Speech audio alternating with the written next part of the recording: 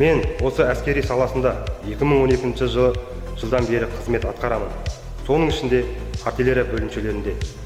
Әскери салада бала кезден қызығатынмын. Сол себепті осы жолды таңдадым. Қызмет барысында қол жеткізген жетістіктер аз емес. Білгенімді жас сарбаздарға үйрету менің міндетім деп санаймын.